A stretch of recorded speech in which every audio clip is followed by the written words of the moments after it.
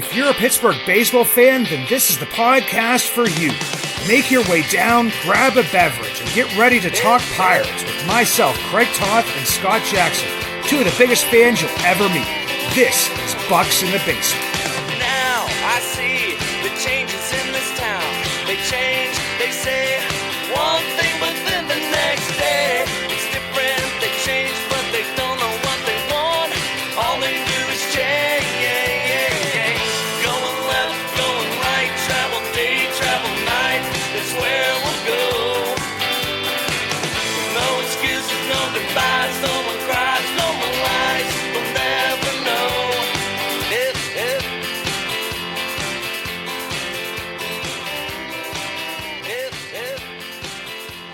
It's the point in the off-season. I guess there have been some games played. We have spring training going on, but for me, it's kind of still the off-season where we're looking for, these little bits of information that will help guide us to how our team is going to perform in the upcoming season. Scott, how you doing today, brother? I'm good. I'm good.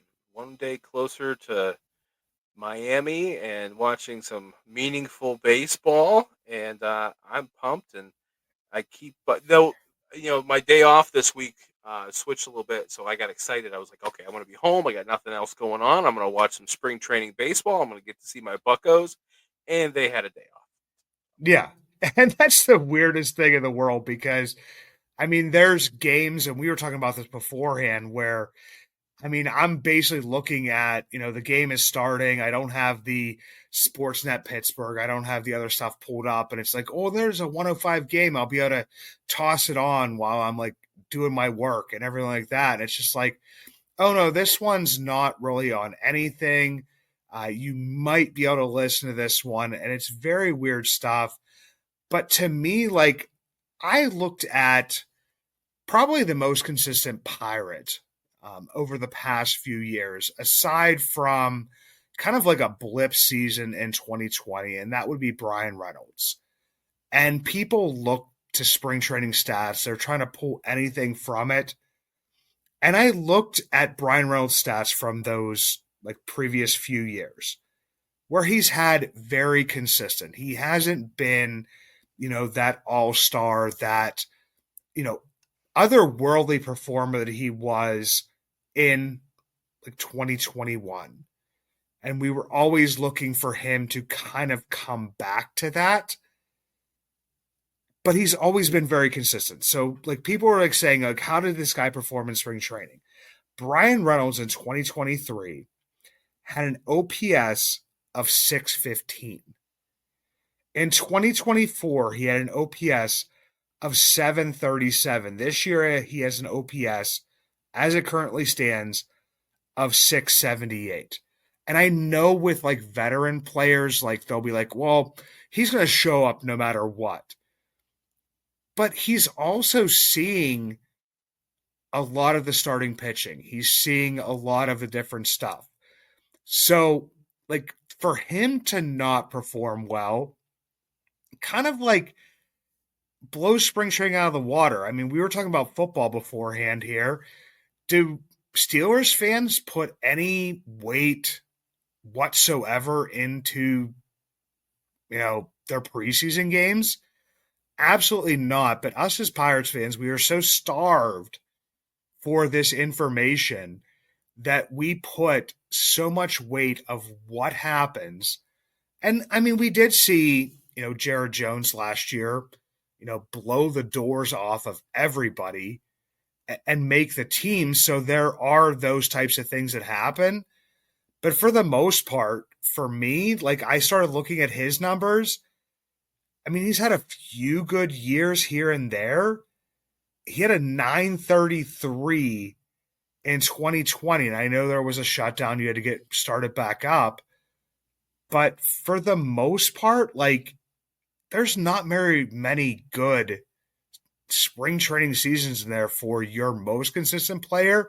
So I don't know why we're kind of trying to hang our hat or make these assumptions of what a player is going to be based upon how they're performing during a spring training, there's so many different things that are happening. Guys are trying different pitches. Hitters are trying different approaches. I mean, I don't say that players can like flip a switch, but it definitely seems like players flip a switch. Brian Reynolds had a 737 OPS last year and then is hitting, I believe it was a game tying home run in the first game of the season. So I don't know where I'm going with this, Scott. It's just to me, it's what we're kind of waiting and hoping for. But I think we look way too much into what happens in spring training.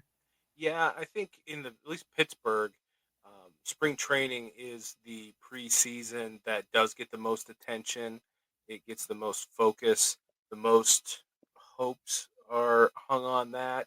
But yeah, let's think about that. The Steelers, like you said, spring or the preseason games mean next to nothing. Um, I don't think I've ever even watched a Penguins preseason game. And so, but baseball is a different animal. Football is one day a week. Baseball becomes part of our daily ritual.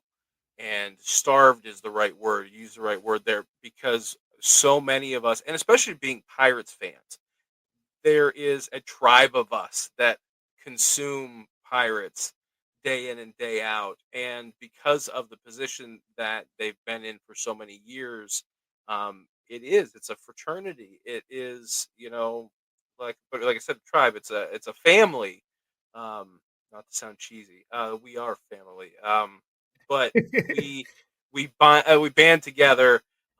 Baseball becomes so much a part of our everyday lives throughout the summer.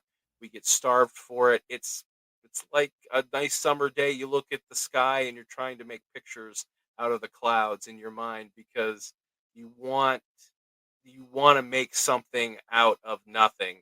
And so that's what a lot of us do when we watch spring training games is try to pick out the little pieces of what's going on when in reality, like you said, somebody might be tweaking their swing a little bit. Somebody might be trying a new pitch. But really, these guys are professionals, and I think that they can just flip a switch. They can get to a major league ballpark and be back, especially somebody who's a veteran, get back into the rhythm of things and feel familiar. And okay, it's showtime. Let's go. The lights are on, ready to rock and roll. Where in spring training, it's just, I don't want to say it's a vacation because those guys are putting in hard work, but that's exactly what it is. They're working, they're practicing. There was what was it, Burrows earlier this week that he kind of things got out of hand during an inning, so they pulled him, and then the next inning started and they ran him back out. That doesn't happen in the regular season, so these games mean nothing. But we're just trying to because we love it so much and we immerse ourselves in the sport. We're just trying to make heads or tails of whatever's going on. And the other piece of this is that, I mean, there are these spring breakout games happening with like a lot of the Pirates prospects, and there are different eyes. I've seen some videos from some people that I usually don't see from Pirate City, and they show you kind of what's also going on behind the scenes. I know, Scott, you mentioned, I think it was either last episode or the episode before, that Jack Swinski had played, first base in an inter squad game. We see videos today of Eddie Rodriguez like actually being a starter in a game. Don't know what position that he played, but he was out there taking some hacks in a game against, I believe it was the Orioles prospects, which who may have some people kind of like trickled into that as well. Last season when I was down there, I was taking video of Martin Perez, starting a game where people would be like, well, where's Perez been for, the past week or so? And it's like, well, they don't always travel to the other sites, so they get their work in an inter squad game. We had, Paul Skeens, who his game was going to be rained out where it was supposed to be played. He throws a simulated game at Lecom. So I mean, the games that even we are able to see, because we're not able to see every game because not every stadium has the technology to be able to bring that to us, or it's just not in the contract of what it may be for Pittsburgh Sportsnet or whoever it was. So we're not seeing all these games. There's this other work going on that happens kind of behind the scenes. If we don't see a reliever, or we don't see a starter, or we don't see a position player for 3 or 4 days, it doesn't mean they haven't had any live action during that time. It just basically means that they haven't been in, the game or the starting lineup in a spring training game that is being played between two major league teams. I mean, when I was down there, I was looking at some of the rosters of the teams that were traveling to us. And, of course, my son, my nephew, or whoever is like, well, who is the best player on this team? And I was like, well, this is the best player that they brought. Right. But there's like 3, 4, 5 other guys that I would put above those players as to who are their marquee players.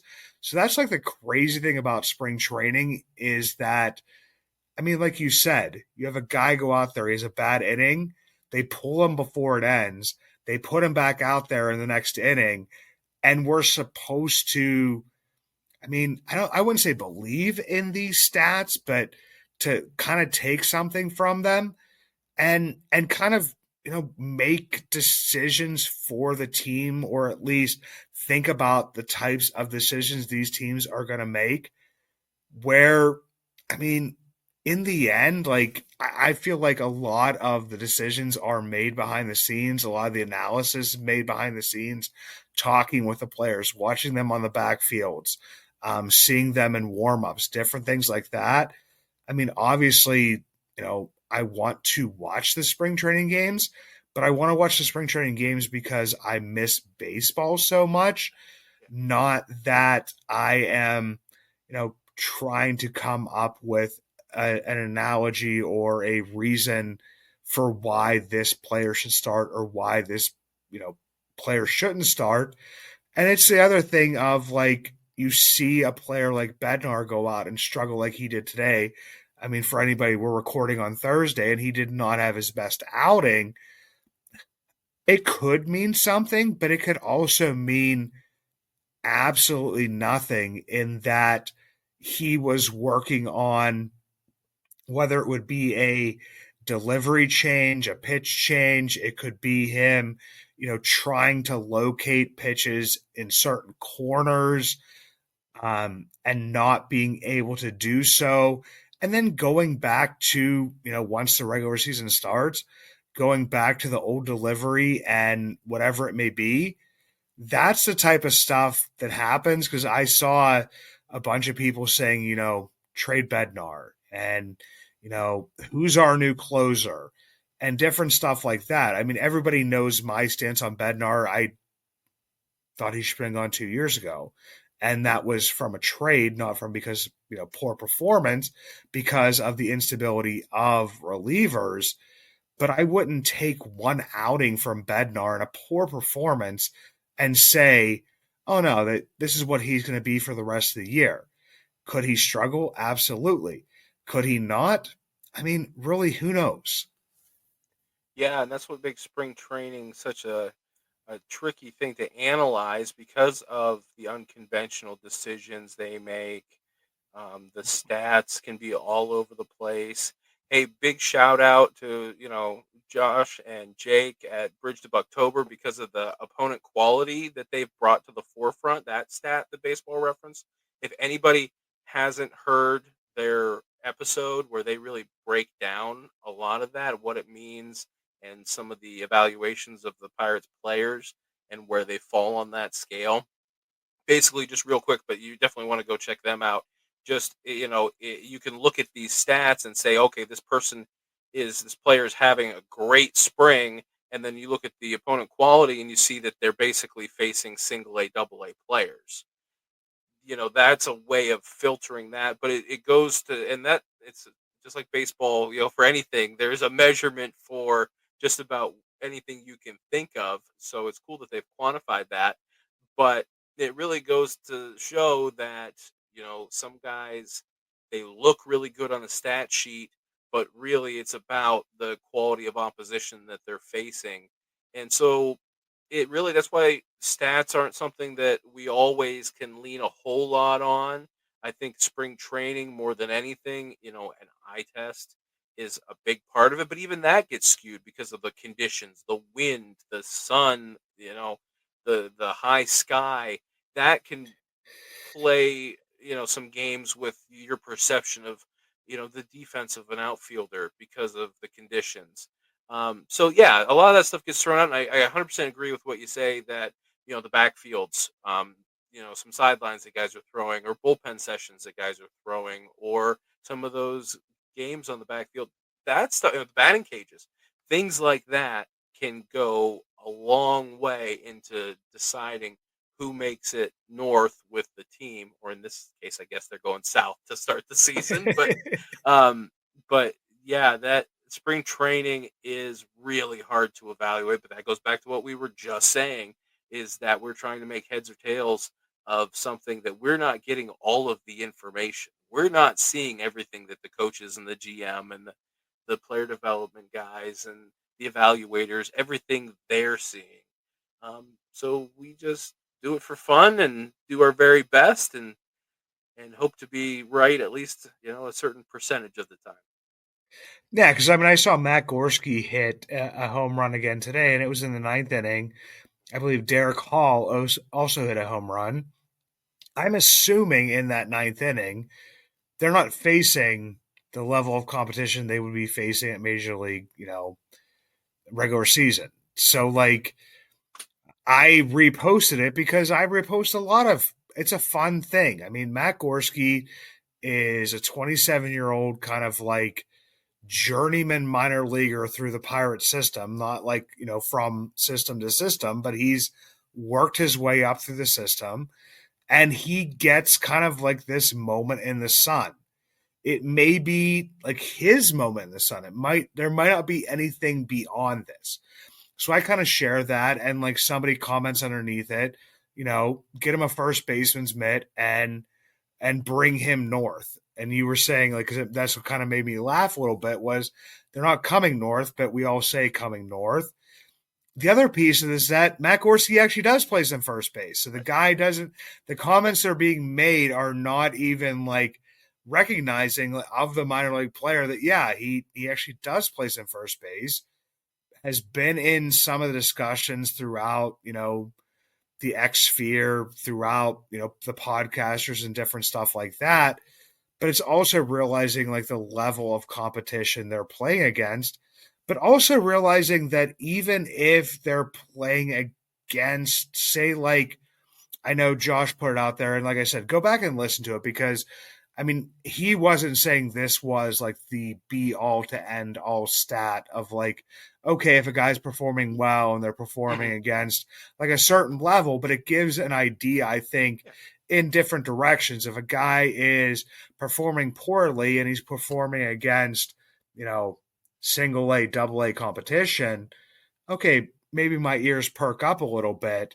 If a guy is a pitcher and he's performing well, but he's also kind of doing the same where it's against a lower level competition, okay, maybe my ears are perking up a little bit, but it also doesn't mean that if a guy's performing well, he's performing as high competition, that stuff is going to work out because, I mean, I thought back to, Henry Davis last year, and I was thinking, okay, so what was his, you know, the op qual average, the opponent quality average, where would it sit? And last year it sat around a 7.9.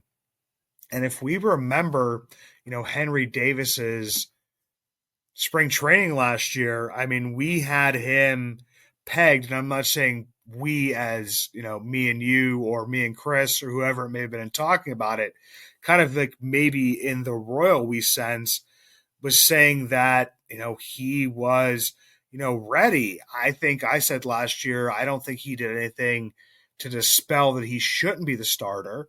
I mean, at that point in time, you had Yasmani Grandal, who was injured at that point in time. You had Andy Rodriguez, who was what we thought was out for the season, came back a little bit towards the end of last season. And then you had Jason DeLay. So, I mean, at that point in time, I mean, kind of who should be the starter? I mean, I would say, give Henry his shot. His opposition quality average was a 7.9, which basically means it's sitting around like, triple A, but it means he's faced some guys that are probably major league quality, some guys that weren't. And he had a 1.067 OPS, 4 home runs. His exit velocity, which is something we talked about last time, was around a 92.3. You start to get over that 90, 95 average, you're looking at a good quality at bat, and he was hitting the ball hard. So I mean, yeah, it meant something to say that he didn't do anything wrong, that he shouldn't be the starter, but did it give you the idea that he was going to have a successful major league season? Kind of, well, obviously not. So I mean, even these guys that are having these seasons, we talked about Jack Sawinski last week, and how he's hitting the ball hard. I kind of look at that kind of stuff, but I don't think that means that instantly equals success for the upcoming season. That's where I say, like, when I was thinking about starting the show, doing that different type of stuff, like, I mean, we're looking to quantify this type of stuff. We're looking to find patterns. Andrew Heaney's struggling. Every other left-handed pitcher that's come through the Pirates, and brought into the Pirates over the last couple of years, struggled during spring training. So he's obviously going to turn this thing around. Well, we don't know that. So that's the thing to me, is like, we're looking for all of this stuff, and we can have these conversations, and it's very fun because baseball is back. But in the end, I mean, I think that we really don't know kind of what's going to happen once the regular season starts. It's more about maybe the battles that are happening and just different things. And even last year, there was a battle. There was a battle between Jared Triolo and Leo Peguero was in that mix, and then Nick Gonzalez. I mean, obviously, Jared Triolo wanted, he was the starting second baseman, but as the season went on, different things start to happen, and that's why Nick Gonzalez gets to come up and have a fairly comparable season to what Jared Triolo had. But there were people that weren't even talking about Nick Gonzalez last spring training because, I mean, they saw other players performing better. Not that Nick Gonzalez performed poorly, and kind of made decisions on that, but it didn't define what Nick Gonzalez's season was going to be. Right. Yeah. So yeah, the op qual I think provides context, but doesn't define the performance. But when you were running down Henry Davis's spring from last year, I was looking at before the game today. I got busy at work, so I didn't see exactly a whole lot. And it wasn't on TV anyway, so I didn't get a chance to see what was going on. So I don't know if Endy played today or not, but I was looking at Endy's numbers this spring before today. They played today. Batting average 368, on base 478, slugging 579, so a 1.057 OPS and an opposition quality of 7.8. So eerily similar to the spring training that Henry had last year, at least to this point. So speaking of battles too, that's a battle that they're having. Um, but that's a little more nuanced because these guys are such highly ranked prospects. What exactly do you want to do? Do you want Endy to start in AAA, where he can get everyday at bats? Do you want to put him in the backup role? I mean, he's still young, and he lost a whole season to the almost essentially a whole season to the Tommy John surgery. But the games that he played in AAA last year, he was still a negative 2.4 age differential from the everybody else, from AAA. So he's almost 2.5 years ahead of guys at the similar level.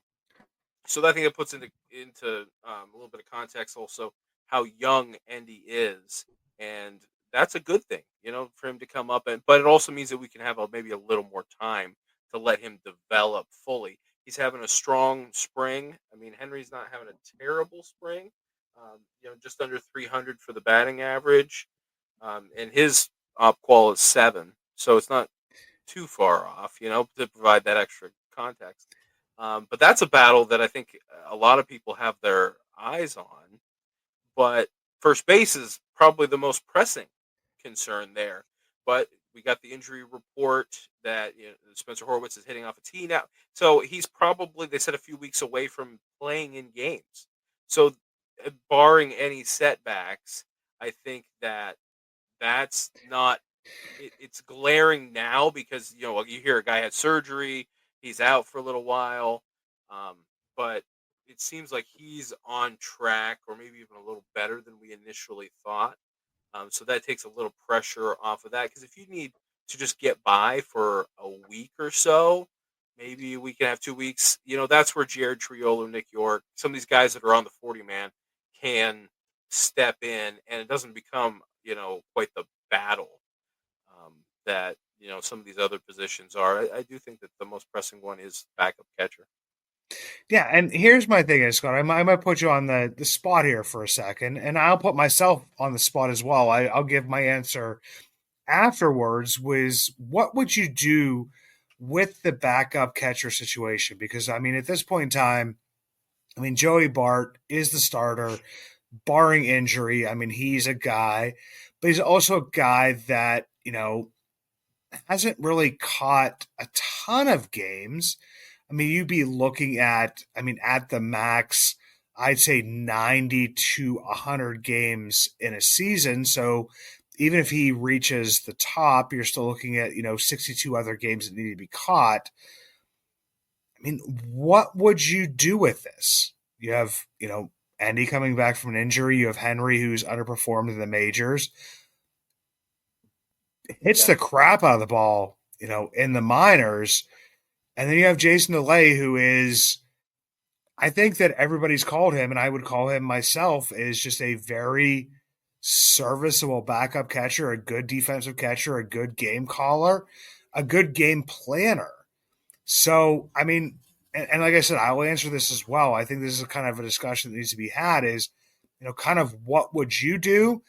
And we're going to hold you to this, and we're going to play this at the end of the season. No, I'm joking. sure, sure. No, go ahead. Well, I think the Pirates have kind of hamstrung us a little bit because they have gone a completely different path to start than I would have. I probably, if you really told me that, okay, we got to have Henry, we got to figure him in somewhere because really you watch him play at AAA, and for the most part, you're like, what more does he have to prove at AAA? He's got to figure it out at the major league level. So I probably would have moved the chess pieces differently myself. Probably would have kept Reynolds in left, would have platooned, and you know what, shoot me if you want, but I think Henry Davis probably should have been the right-handed platoon of right field, but give him the full off season to work it and make that his focus. I think that he would benefit mentally, taking some of that pressure off of him to call games and to work on that extra stuff that comes with being a catcher, even a backup catcher. So you have him in right field. He's got a cannon for an arm. You play half your games at PNC Park, which among I'm sure that no outfield position in all of Major League Baseball is easy because nothing is easy at that kind of level. But of available outfield positions, I mean, you're probably looking at PNC Park for right field, and you're probably looking, Minute Maid Park for left field as being some of the easier, less ground to cover. And he's got a cannon for an arm.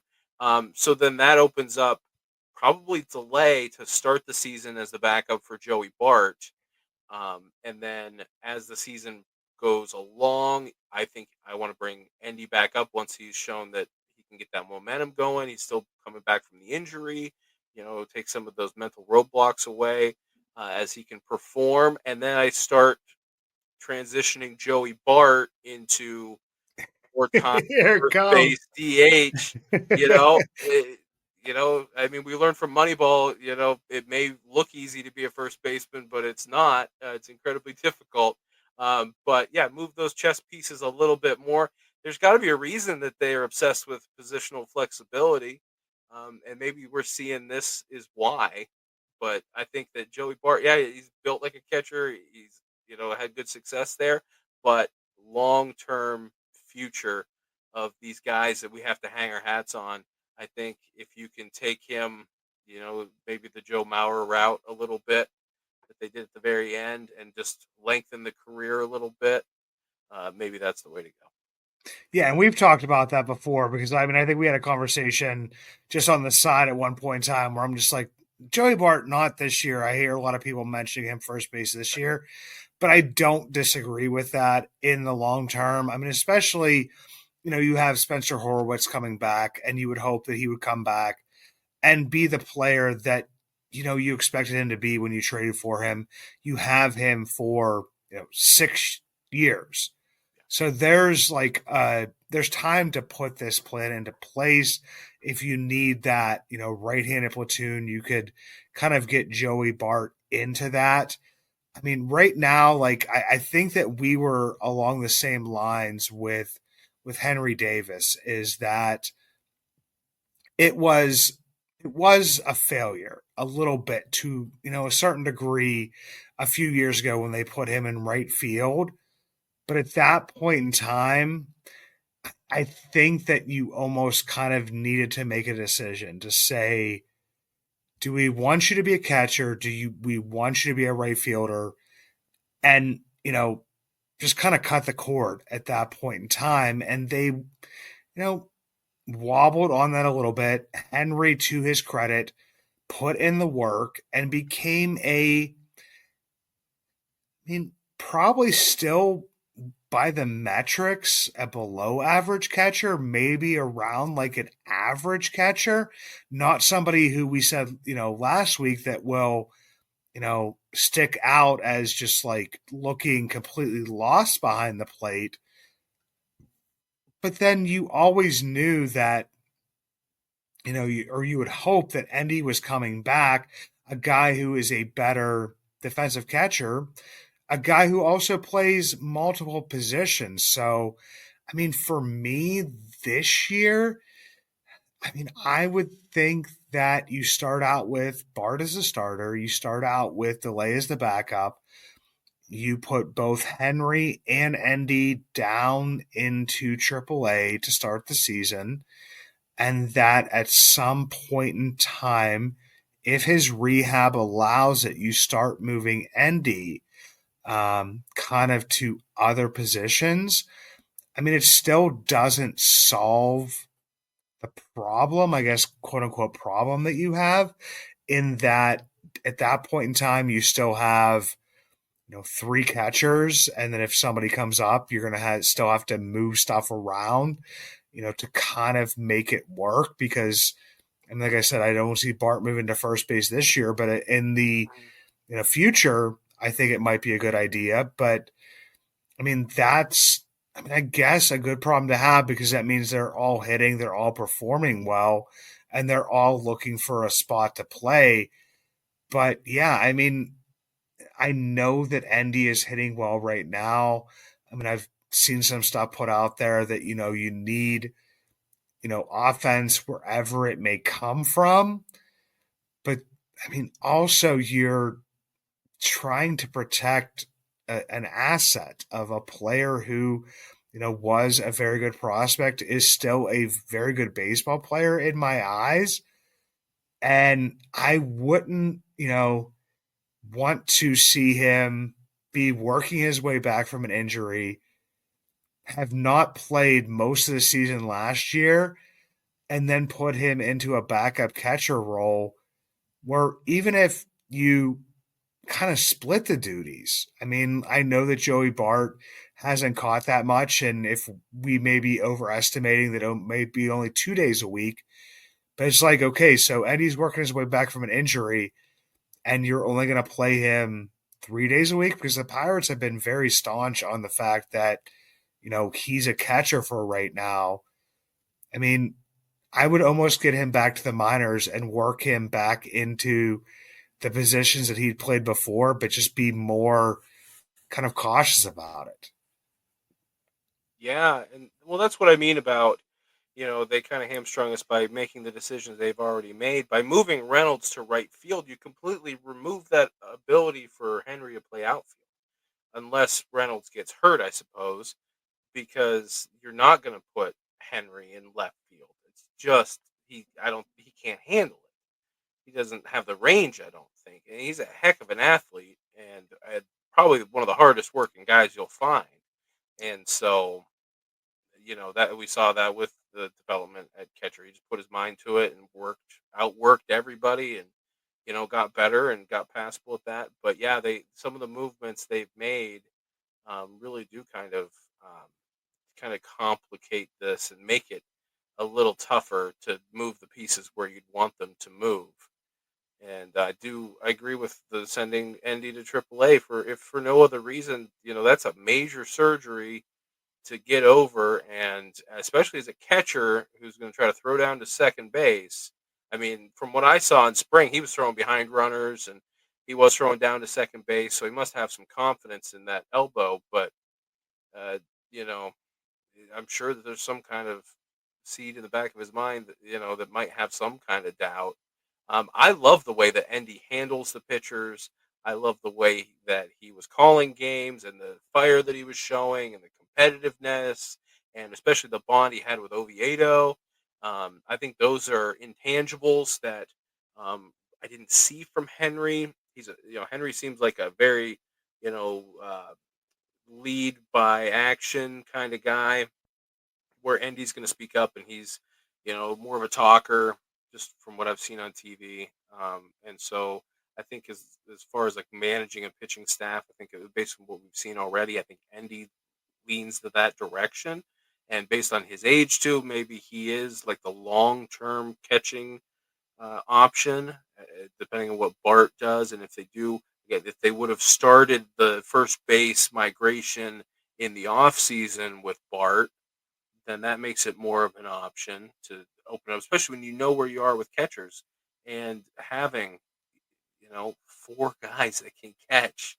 Because when it comes down to a delay, he comes up. He was never an embarrassment at the plate, and so the one season was pretty heavy on the BABIP, but really, when it comes down to it, he's going to give you a good at bat, and he seems to come up with some clutch hits when he needs to, which is something this team desperately needs. And he is just a quality professional backup catcher. Right along the lines of probably even a little better than a Keith Osick or Umberto Coda. We've had quite the lineup of backup catchers over the years. Yeah, and the one thing that like keep comes out of this is that I'm hearing, you know, the injury type of thing. Like if this injury wouldn't have happened, and you know, we have talked about from the beginning of spring training of kind of keeping an eye on what happens and what is the number one priority. I put it out there, at the beginning of spring training is like, yeah, I'm going to watch these games. I'm going to see what happens. But in the end, like the biggest thing for me is that everybody comes out of spring training healthy. People are probably, waiting for us. We're 30 some minutes in at this point in time to talk about, Brian Hayes being out for a little bit, feeling that tightness on, his side. Uh, Bailey Falter being pulled from a start. Um, Todd Tomzik saying he is okay, but you never really know. He's okay for right now. Could it develop into something else? Different stuff like that. David Bednar, he had a bad outing. He's a guy that was injured during last spring training, has had injuries, throughout his major league career. For me, that's the biggest thing for the Pirates here because, I hate to switch sports, but the times that the Steelers have made it to the Super Bowl, their offensive line has been like pretty much healthy or beyond healthy like for the entire season. And that's not, I don't think, a coincidence. With the Pirates, like last year, I mean, people will say, oh, well, Ben Cherington was given an excuse. Well, no. Endy, who you were probably counting on at least being the backup catcher, if not the starting catcher, was injured. Then you have David Bednar get injured. Then you have Colin Holderman get injured. You have Carmen Majenski to get injured. You have Brian Hayes starting the season injured and going through the season injured. I mean, Beretta. you have Moretta, Baraki. You have all of this stuff, kind of happen. I mean, Bart was even injured during the season. You had Nick Gonzalez get, injured and sent back down. Jared So, Jones, yeah. yeah, I mean, Jared Jones, was out for a portion of the season. So, I mean, there's a lot of stuff that starts to happen, but that was kind of like my number one priority. I don't know how, any of these were really affected. I mean, we could, you know, dive deep into Brian Hayes' injury history. We could dive deep into, a bunch of different things. The big thing that came out is, why did we sign Brian Hayes? If he has this injury history, well, prior to the signing, he had a problem with his wrist that came up after exploding in 2020, 2021, he got injured with the wrist, sliding back in the first game, and then, was in and out for that. And then during his minor league career, he had kind of like the normal stints on the 7-day IL that, a lot of minor league players have. So it wasn't something that, thought was going to, hinder him for an entire season or for an entire career. I mean, even in 2023, he was out for a month with the back, which, you don't like to see, but then came back and kind of had a resurgence. So, I mean, that's the biggest thing for me is like, wait till opening day starts, wait till all of this stuff comes out with these injuries, wait till, people are thinking about different stuff like that. But yeah, I mean, for a team like the Pirates, if you're kind of counting on a Bailey Falter, if you're kind of counting on a Brian Hayes, which I know that you are, David Bednar, I mean, different stuff like that. I mean, players that have been out, yeah, those injuries can cause, you know, a little bit of a ripple in your plans for that season. Yeah, I'm not too concerned about these particular injuries. This is the benefit of the local reporting and the beat reporters. I think it was Alex that had a great article with Key Brian Hayes talking about, well, I probably didn't drink enough water that day. I didn't stretch right. So, I mean, it's spring training, early in the season, and spring training, you're going to hear a lot about obliques. And so, hey, just shut it down, abundance of caution. Same thing with Bailey Falter. They were saying that he's had some general body soreness, and Shelton and Charrington are like, you know what? Don't make him drive to an away game if he's going to be sore. Let's just skip him, and we'll see where it goes from there. So, unless something else comes up, these things happen. They need days off. They are, like we were just saying not that long ago. They're putting in this work that we don't see. So if he's going extra hard on a bullpen that he's throwing, and it just tires him out more, or stepped right, whatever. These things happen. Just like, I may not be the biggest gym rat, but when I go and I hit the weights a little bit, or I hit the exercise bike and just feel sore the next day, it's gonna have some effect. And these guys are professional athletes, and they're figuring out their routine and getting back into the swing of things. And if they're gonna, I would much rather just be cautious and, hey, we're gonna shut them down today because of some soreness that really doesn't have anything to do with their arm, or in Key Brian Hayes' case, his back. If it's has nothing to do with his disc issue in his back, then that's much more forgivable than if they said, "Oh, my lower back's a little tight. I need to take a few days off." That's where I start panicking, because we know what a ticking time bomb that back is. Yeah, and the other part with Cabrian is like, I mean, he was doing, other baseball activities. He was still fielding. I think before a game that was actually televised, he was like out there doing stretches where he was stretching beyond, I mean, probably what I can stretch right now. So, I mean, but like definitely stretching his back, definitely doing, different activities and not showing any, pain from it, He's whatever not it laid may up in a be. hospital bed like Colin Holderman was last spring training. Yeah. I mean, and that's like the biggest thing to me is just like, and I believe that they are going to be very, kind of cautious with Cabrian, especially, what he can bring to the team when he is healthy. So if something comes up, if he mentions something, I mean, and I know that they tried to watch it last year, and they even talked about at the beginning of the season that they would kind of like, watch what was happening, doing different things.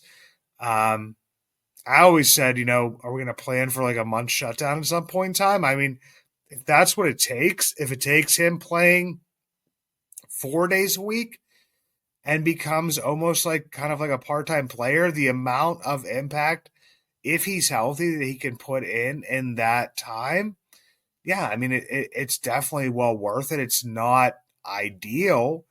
I mean, you would want him playing 110 to 130 games a year. If he plays 100 and plays them well, I mean, I believe he's going to impact those games enough. I don't think that there is a ton of drop off with Triolo. Uh, the offense is, you know, kind of what Brian Hayes is when he's not knocking the cover off the ball for a few months. And the defense is, maybe a slight tick below, but for the most part, if you could have him fill in for that, and that's where, like, kind of like we go back to the Spencer Horowitz health.